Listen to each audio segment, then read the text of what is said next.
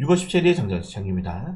자, 이번 주 글로벌 증시는 변동성은 크게 줄 만한 빅 이벤트가 없기 때문에 또다시 수급에 의한 수남매 장세가 나올 가능성이 매우 높습니다. K 시리즈 잘 잡아볼 수 있도록 하겠고요. 그걸 제외하고는 뭐 사실 큰 이슈가 없어요. 네, 큰 이슈가 없고 국민연금 그리고 사학개미들의 비중이 계속적으로 높아지고 있다는 점인데, 사실 국민연금 같은 경우에는 이미 2027년까지 국내 주식의 비중을 줄이고 해외 주식 비중을 늘리는 것으로 진행을 하고 있기 때문에 뭐 이거는 예상된 사항이었죠. 근데 해외 주식이 실적이 좋다 보니까 이런 것들이 좀 더 가속화될 수 있다는 점들 좀 체크하시면 될 것 같고, 그렇다면은 국민연금도 한국 주식에 투자 안 하는데 개인 투자들이 한국 주식에 투자를 할 필요가 있습니까?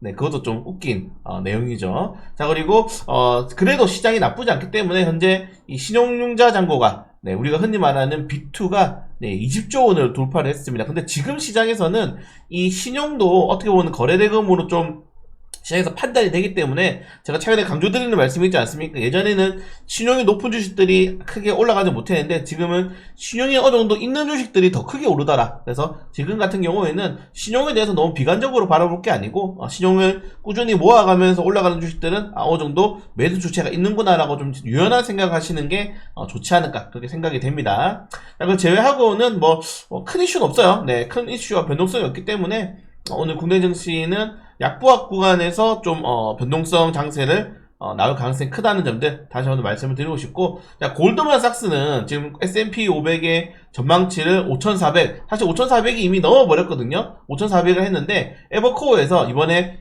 S&P 500에 대해서 6,000까지 갈 수 있다. 또 굉장히 긍정적인 시그널이죠. 그래서 대부분의 이런 전문기관들이 계속적으로 미국 증시는 하반기에도 강할 수 있다라고 전망을 하고 있기 때문에 거기는 반사익 업종들, 우리나라 같은 경우에는 반도체 종목들이 될 수 있겠죠.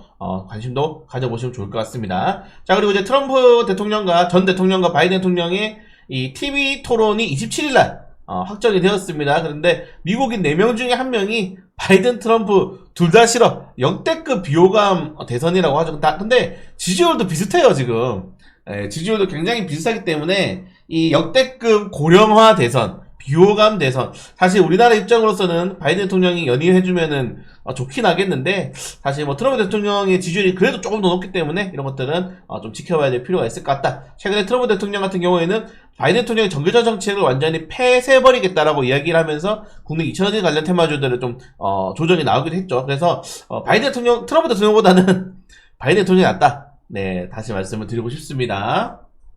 그리고 프랑스 관련돼서 좀 리스크가 발생하고 있는데 이게 확대되는 게 무서운 거죠. 물론 프랑스가 전 세계에 높은 GDP를 차지한다거나 통화량을 차지한다거나 그렇지 않기 때문에 결국에는 프랑스에 대한 이런 정책적인 이 시위들이 유럽이라든가 다른 국가들로 확산이 되면서 이 정치적인 리스크가 시장에서 커지게 된다는 것을 좀 경계하고 있다고 좀 생각하시면 될 것 같습니다.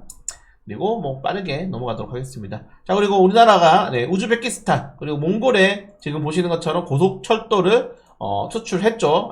몽골 같은 경우에는 이 우선협상 대상자로 선정이 된 만큼 K 시리즈가 철도까지도 확대될 수 있다는 점들 체크하시면 될 것 같고, 지금 뉴스를 검색해보니까 서울대병원에서 무기한 이 휴업에 돌입했다고 합니다. 그래서 고객진료 관련 테마주들 한번 보시는 것도 나쁘지 않은 것 같습니다. 자, 그리고 정부가 해상물류님의 상승 대응하기 위해서 컨테이너 선을 3척을 추가 투입했는데 지금 이 10주 연속을 했어요. 10주 연속. 네, 10주 연속 지금 보시는 것처럼 해운지 운임 지수가 이렇게 올랐으면은 관련 종목들이 올라야 됩니다. 네, 그렇기 때문에 해운 운임 관련 테마주들 계속적으로 관심도 가져볼 수 있도록 하겠습니다. 근데 지금 이런 것들보다는 K 시리즈의 시장의 관심도가 높아지기 때문에 수단매가 안 돌아가고 있는데 충분히 이 테마주들도 시장에서 영향을 줄 수 있는 테마라는 것들 좀 잘 체크하시면 될 것 같습니다. 개별적 이슈 종목들. 자, 이것도 좋은 뉴스인데 스타벅스가 러시아에 상표 등록을 신청했는데 다시 들어간다는 거죠. 그리고 코카콜라도 이렇게 되면은 물밑 작업을 먼저 하는 거죠. 사실 기업들이 먼저 움직이면서 이런 러시아 우크라이나 전쟁 종료 가능성이 좀 대두가 되고 있는 겁니다. 이런 것들 시장에서는 좀 긍정적으로 보시면 될 것 같고, 자, 브로드컴은 뱅크 오브 아메리카에서 주가 30% 추가 더 상승 여력이 있다라고 이제 전망을 하면서 크게 탄력이 나왔고, 어도비도 마찬가지입니다. 이렇게 되니까 또 인공지능 관련 테마주들이 엔비디아 뿐만 아니라 다른 테마로 파생이 되고 있는데 그 파생되는 업종이 너무 적어요.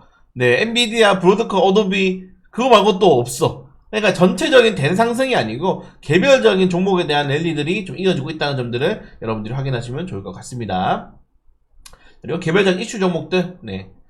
VT가 최근에 증권가 목표가가 엄청 높아졌더라고요. 그래서 오늘 시간 좀 되면은 VT 한번 공략도 해볼 수 있도록 하겠습니다. VT 목표가들이 평균적으로 40% 이상 높아졌더라고요. 그래서 VT 화장품 관련 테마주들에 대한 강세는 당분간 좀 지속될 수 있지 않을까 생각이 되고, 그리고 뭐 개별적 종목들, 현대차가 네 또다시 임금 협상이 결렬이 되면서 파업 수순에 들어갔다고 합니다. 이렇게 되면 여러분들 그 오픈쇼어링이라고 하죠. 리쇼어링은 해외에 있는 기업들이 국내에 다시 들어오는 거고, 오픈쇼어링 같은 경우에는 국내에 있는 기업들이 이제 해외로 나가는 건데, 여러분들 최근에 현대차가 이제 오랜만에 국내 공장 짓는다 해가지고 그때 막 공장 막 엄청나게 사람들 몰리지 않았습니까? 막 몇백 대 1로 몰렸는데, 이렇게 계속 파업하고 이러면은 대기업들이 한국에 공장 안 짓습니다. 해외로 나가버리죠. 네, 그렇기 때문에 이런 것들 뭐 쉽지 않다. 네, 최근에 자동차 관련 테마주도 분위기 좋았는데 이게 한 번 더 똥물을 튀길 수 있을 것인지 좀 봐야 될 필요가 있을 것 같고요.